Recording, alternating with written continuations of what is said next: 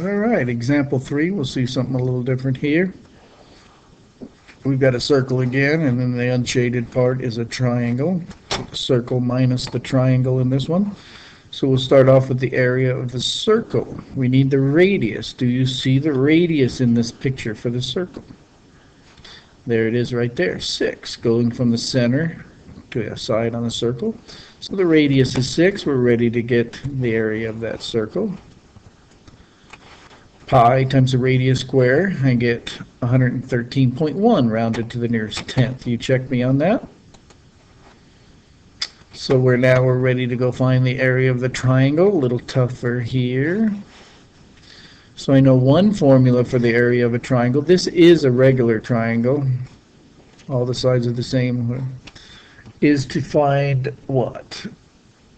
The base. In this case, it shows the base of the triangle 6 times the square root of 3 times the height, and then divided by 2. But I don't see the whole height of the thing. We're missing this little piece, which remember is called the apothem.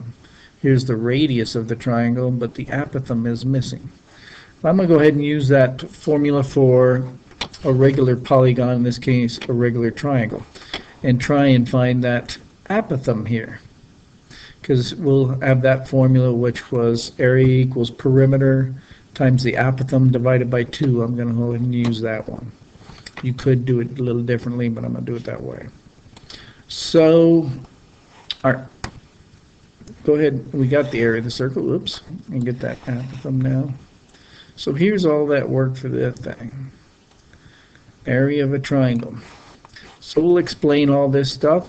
First part, I went ahead and put the triangle over here. There's that radius in there, which was 6. I didn't use it in here. I should have. I probably could have used it and did it a little easier.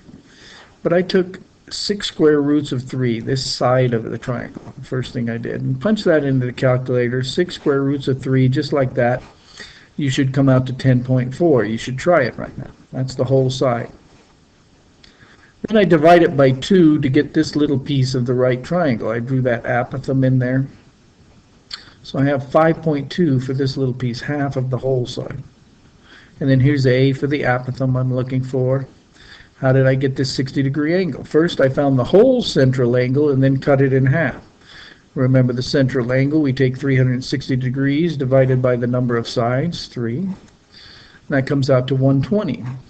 Now that's that whole thing. If I drew it here, it would go to this corner and this corner. So I got to divide it by 2 and get 60 for my little right triangle. Then I went ahead and set up my trig equation to solve for the apothem. So I saw that opposite this angle was the 5.2, and the adjacent side was the A. That's tangent. So tangent of the 60 degrees equals the side opposite, 5.2, over the side adjacent, which was the apothem. Then we go ahead and cross multiply. So we put this over 1. And you can see this one, cross product, is A times the tangent of 60 degrees. The other one is 1 times 5.2, or 5.2. Then you go ahead and divide both sides by the tangent of 60.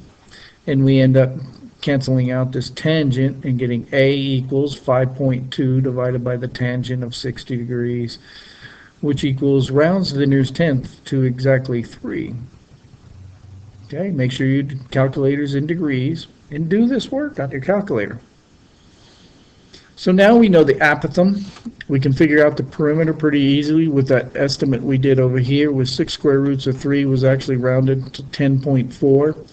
So we take the length of the side times how many there are, 3 times 10.4, or 31.2.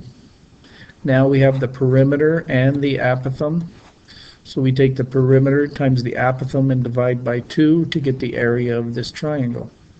And I get 46.8 rounded to the nearest tenth. So take your time with that one. If you were having trouble with those before, there's another good example of area of a regular polygon. So now we have our 2 areas. We're ready to go ahead and find the shaded part, which is take the total thing and subtract the unshaded part. So the total, the big area was the circle, 113. Oops, I forgot the point 1. I hope I put it. Nah, I messed this one up. Let's take a little time out and correct it here. So we have 113.1. Let's get my pencil here. Minus 46.8.